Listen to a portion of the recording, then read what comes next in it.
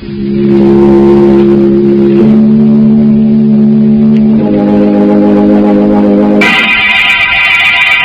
Tea and Lipton Soup present Inner Sanctum Mystery.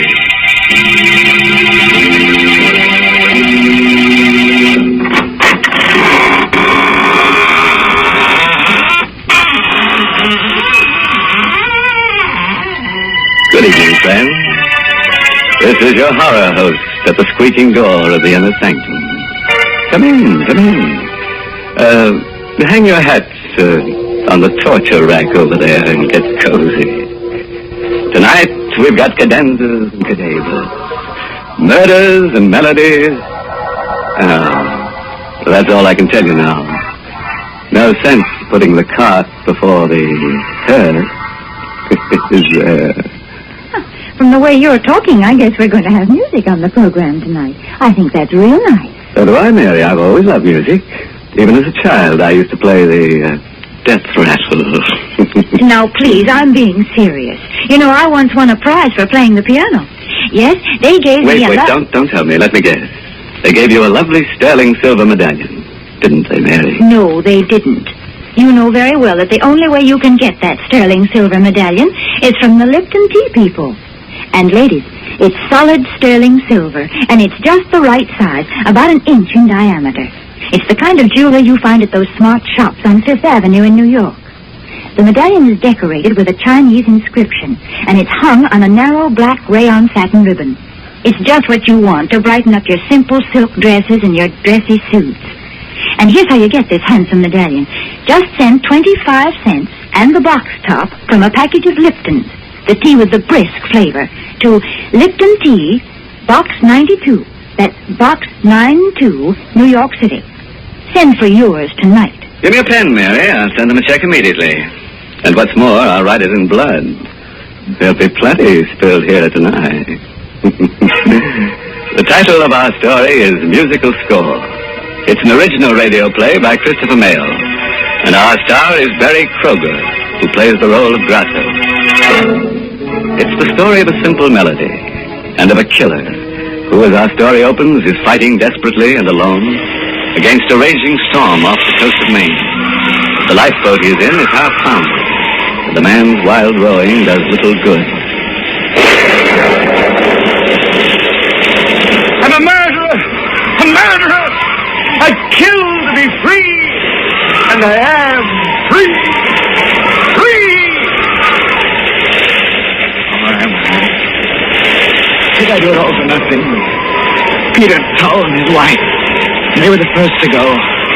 Almost in the same spot. Oh, world-famous composer. Oh, and that tune of his. He had all three of us on the life raft crazy with it. That maddening tune.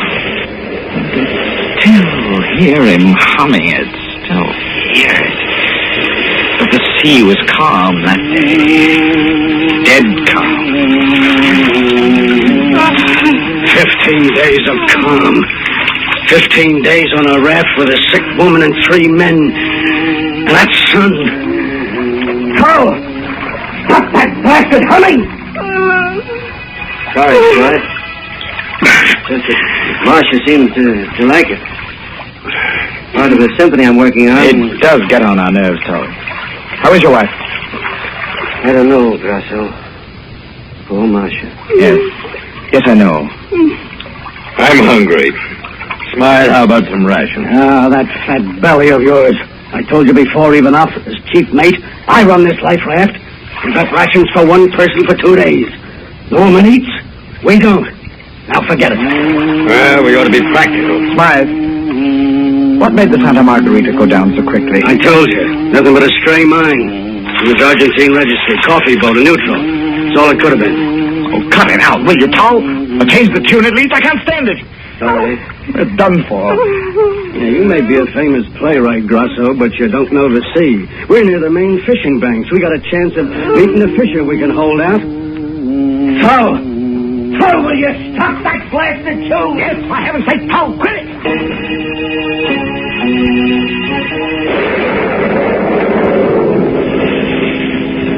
What a trio. A perfume manufacturer, a playwright, and a sailor. We all wanted food. We all wanted water. Sleep. An end of Tull's humming. Well, I wanted all that more than the others did. Without Marcia Tull, I could eat a little. Without Peter Tull's song, I could rest. The 17th night it was. The moon painted us all in silver and black. The others slept. Tull had his wife's head cradled in his lap. I crawled over to Tull. How is she, Tull? You know, I think she's getting better. She smiled at me a minute ago. My singing helps. Go on, Tull. Hum your song. Hum you will for the last time. I cut off his infernal song, cut it off with my fingers, digging into the yielding flesh of his throat. He slumped over his wife's body. I closed my ears to her moans, and I pushed them both into the dark water.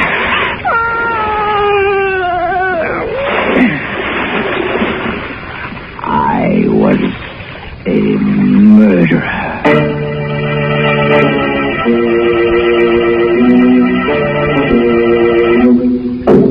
All right. So Tull's gone. So's his wife. But they didn't fall off. One of the three of us murdered them. And it wasn't me. I don't think you did, Smythe. I know I didn't. You're voting 2-1 and electing me the murderer, huh? Not necessarily, Grasso. It just looks a little like it. How are you going to prove it? Who's going to believe you any more than they believe me? Even if I was ready to murder for a crust of bread. For all I know, Smythe, you did it to sell even off some rations. Well, we hang together or we hang separately then. Let's be practical about this, Smythe. None of us can afford to be mixed up in even the implication of murder. Suppose we have an agreement, just in case we are picked up. What kind of an agreement, Grasso? Suppose we agree now and for all time that Tull and his wife simply died at sea and were buried at sea.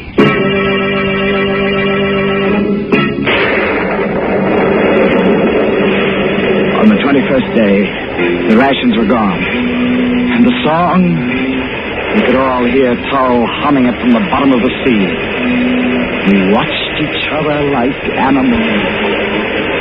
On the 23rd day, a fishing boat picked us up, half dead, cooked alive. But we lived. I lived to fear and to kill again. Fear began with a little scene in the Portsmouth hospital where we were being treated. Well, you got your belly full of food even now? Yes, no more hunger pangs, Smythe. How about you, Grasso? Pretty normal now, I guess. Oh, by the way, a friend of mine, second mate on another ship, was in to see me yesterday. Yes? Yeah. They picked up a couple of survivors from the Santa Margarita before we were rescued. Not interested, eh? They were a man and his wife. Well, don't be such a dramatic ass, Smythe. Was it... No, not poor Marcia and Peter Tull, but the friends of theirs, the Abraham Davises. You know him? Davis? The symphony conductor? Yeah, that's him. Wouldn't he like to know about the Tulls, huh? You've got a flair for the dramatic, Smythe. Sometimes it's dangerous to be so talented. I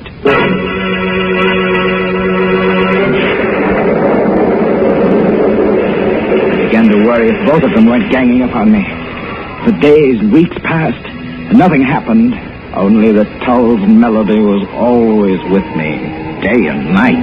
It kept ringing in my head, on and on and on. But at least I hadn't heard from the other two until one morning a letter came from Abraham Davis, the symphony conductor and dear friend of the Peter Tulls. Dear sir, it has taken me this time to locate you three who were with my lamented friends, Peter and Marcia Tull, when they died at sea. I'm giving a reading from the score of Peter Tull's last symphony, my home prior to his first performance, and thought you might like to hear it. Hear it. I didn't need a reading to hear it. But I'd have to be there. They would be. Maybe plotting to tell lies about me to Davis. Right then, I decided to kill them both. That way only lay freedom from anxiety. Murder would free me. Ivanov would be first. Yes, fat, beady-eyed Ivanov. I studied their movements. Ivanov worked late at his office every Tuesday night. And on the second Tuesday of each month, the Halifax-bound cargo steamer San Luis left her New York dock. My plan was simple. It involved my waiting for Ivanov in his apartment house on the night of Tuesday, May 8th. My weapon would be simple, too. A common bread knife. Simple and so satisfying. G'day, Mr. Ivanov. Thanks for the bottle of perfume. My girl's crazy about it. That's yours. When you get married, I'll give you a quart of it. Thanks. I slid the knife from my sleeve and gripped the handle. Ivanov reached his door. His broad back was a leap away. I knew where to strike. You learn those tricks in my trade. An upward thrust just below the right shoulder blade.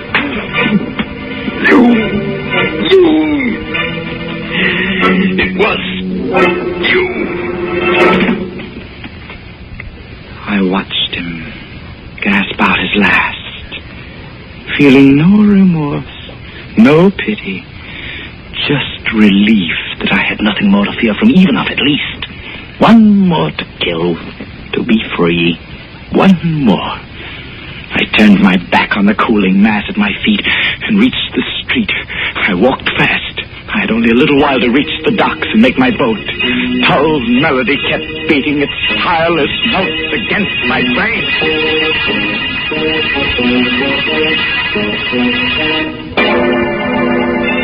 Well, dear me and glory be. That's my idea of a real song plugger. Oh, speaking of music and murder, did you ever hear of the fiddler with a violent temper? He murdered his wife because she was always harping at him. Oh, yes, and because she had a cellist disposition, too. You're certainly full of musical puns tonight. Good heavens, what have you got there? It looks like a Chinese gong. It is, Mary. I got it from an auctioneer. You know, those fellows always say, going, going, gong. Well, what are you going to do with it? Oh, I've always wanted to kick the gong around. Besides, if you're going to tell that Chinese story about the medallion, I ought to accompany you on the Chinese gong. Well, I'm not going to tell it in Chinese, so suppose you put that thing away. But, ladies, there is a story behind that sterling silver medallion that the Lipton tea people want to send you. And what's more, it's a true story.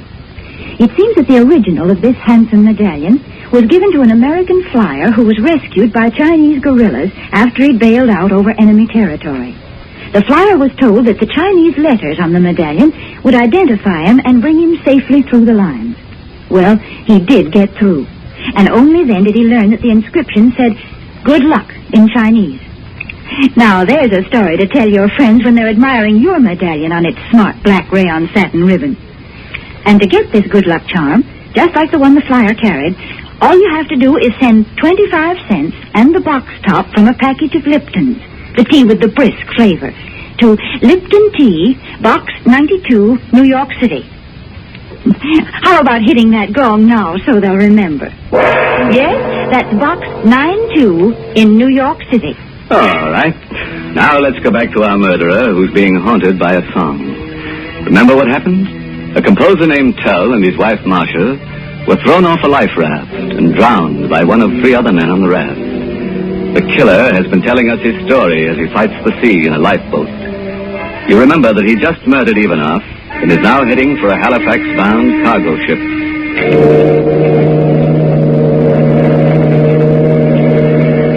This is your spectre, Mr. Grosser. Anything I can do for you? No, thanks. Not just now. I'm going right to bed. When do we reach Halifax? Tuesday morning, sir. Yes. Good night. Thank you. Oh, wait. I'm afraid I'm rather a nervous traveler. Well, just between us, do we have competent officers aboard? The best, sir. Captain Johns is tops. Oh. There's no better chief mate anywhere than Mr. Smite, sir. So he was there. I'd gone to a lot of trouble to get aboard that ship, and he was there.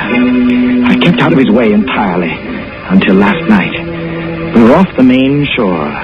It was raining slightly. I slid the long, well-pointed bread knife into my sleeve and made my way toward the afterdeck. It lacked 3 minutes of 8 bells.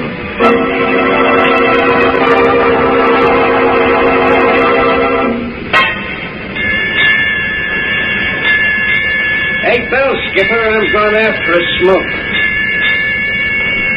There he was, just where he had been every night, smoking, leaning against the rail near the small lifeboat. I could barely see him. It was so dark. But I stole toward him a foot at a time. Now I held my breath. I was so close. Slowly, I brought my arms straight to my side, flexed my muscles, tensed for the thrust. I calculated the lunge. The cigarette told me where his mouth was. Then he turned his head a little, his cigarette flared and lit his face, and his eyes were on me. I thought you'd look me up if I came to the same spot each night. Turning out to be quite a killer, aren't you? How did you guess?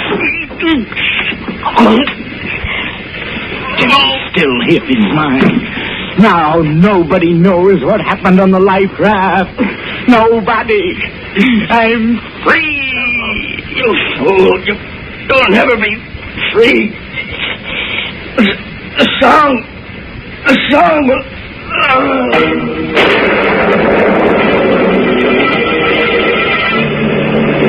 I dumped Smythe into one of the small boats and climbed in myself. I pushed out on the davits and lowered the boat to within a couple of feet of the water, and then climbed down the supporting ropes to it. I cut the ropes, and the black hull of the ship slid past. We were alone, just Smythe and me, and Smythe was dead.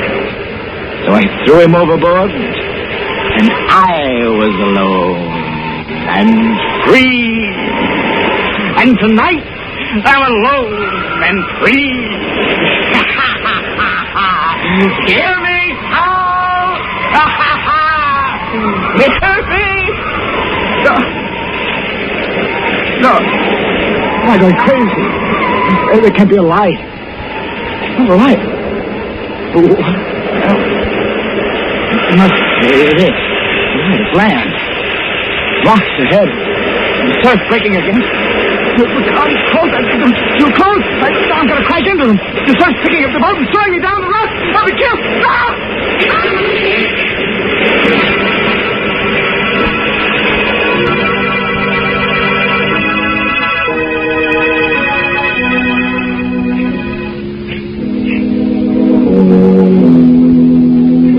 Wait, darling. I think I hear something outside. What? Stop a minute. I think I hear something. You don't have to shout. What is it there? Listen. Isn't that our door? Don't you hear pounding? How could it be? This is a lighthouse. Who would come out to an island in this storm? Just the same, I'm going to see. All right, I'll go with you. What is he? No. Not you. Stay away, Tal. Leave me alone. You're dead. Hey, take it, Marshal. Here, give me a hand. We'll put him in the living room bunk. Peter, Yes? how did he know our names? What did he mean by what he said? He's changed a lot since we saw him last. Since I saw him last. He was on the life raft with us. The Santa Margarita? Yes. If I'd known him better than you would. You were ill. His name was Grasso. His was the last voice I heard before we fell overboard.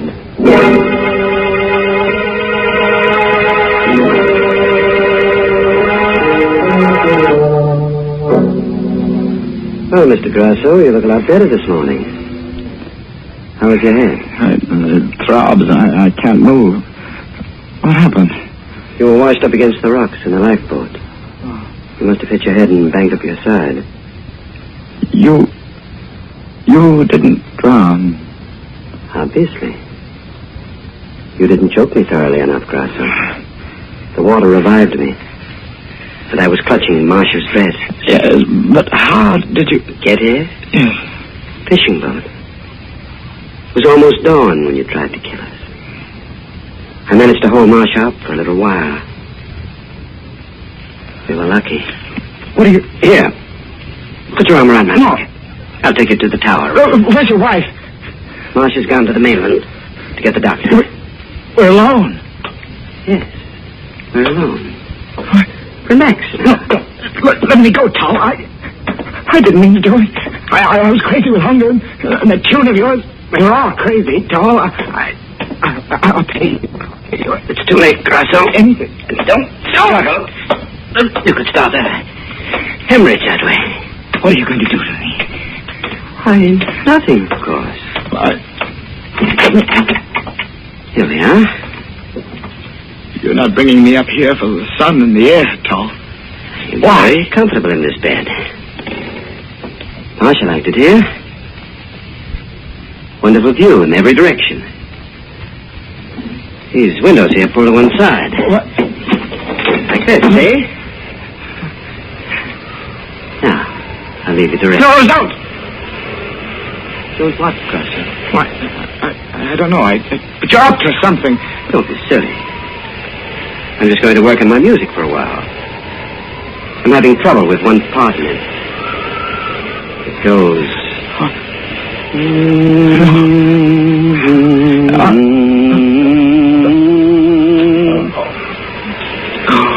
Remember it, Grasso? Well, that's it. I see it now. Why, You'll be safe here. I have this barred metal door here to keep saboteurs out. If you want anything, just talk.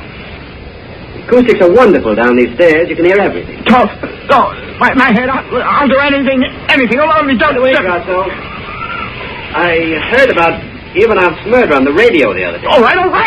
I did it. I tried to kill you and your wife. I killed Ivanov. I killed Smythe. Get the police, but don't play that song. In the top drawer of the table next to the bed is a loaded revolver.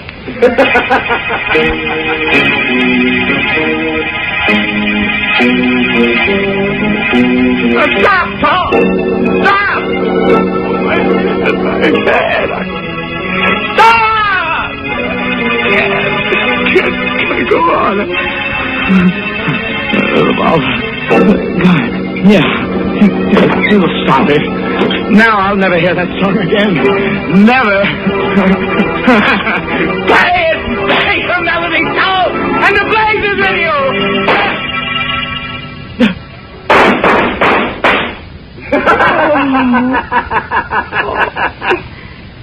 I forgot to tell you, Grasso. The gun is loaded with blanks.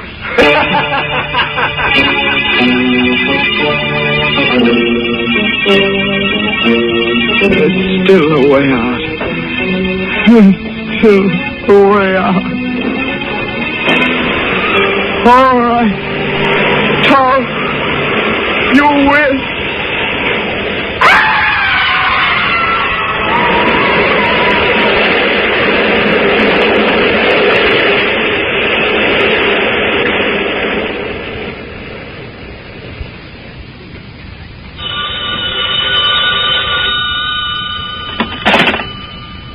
Hello?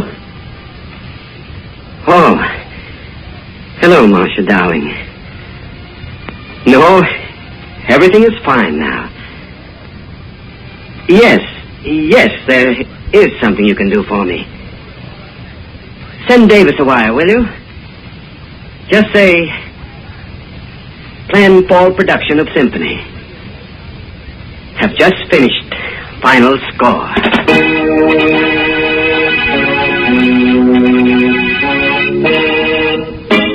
Say, how would some boogie-woogie sound to you right now, I'd settle for a nice, cozy fife and drum corpse. Now, stop that funny kind of talk, because I've got something important to say. Folks, tonight the Lipton Tea people have asked me to remind you that the goal of this 7th War Loan Drive is $14 billion. I guess sums like that are just too big for you and me to understand. But every one of those dollars has a purpose behind it, and that purpose is to end the war in the Pacific as quickly as possible. Yes, that $14 billion is needed to move our soldiers halfway around the globe, to build new ships and faster planes. We've promised our fighting men the very best weapons that can be made. That's the least we can do. And we're helping to fulfill that promise when we buy war bonds, when we support the 7th War Loan Drive with every penny we can spare. So, folks, please buy all that you can when the Victory Volunteer comes to your house. Sure, we got a moral for tonight's story. If you're thinking of marrying a musician, insist on a big house. Don't go in for this light housekeeping stuff. Oh, by the way, this month's Inner Sanctum mystery novel is The Right Red Hand by Joel Rogers. And listen to this. Our star next week will be the famous dramatic actor of stage and screen, Raymond Massey. He will appear in a story about a man who plays chess. Nice, quiet little sport, Except that our friend uses human beings for his chess pieces. And by the time the game is over, those pieces are just too dead to move. Now it's time to close the squeaking door until next Tuesday, when Lipton Tea and Lipton Soup bring you Raymond Massey and another Inner Sanctum mystery story directed by Hyman Brown. So, until then, good night. Pleasant dreams.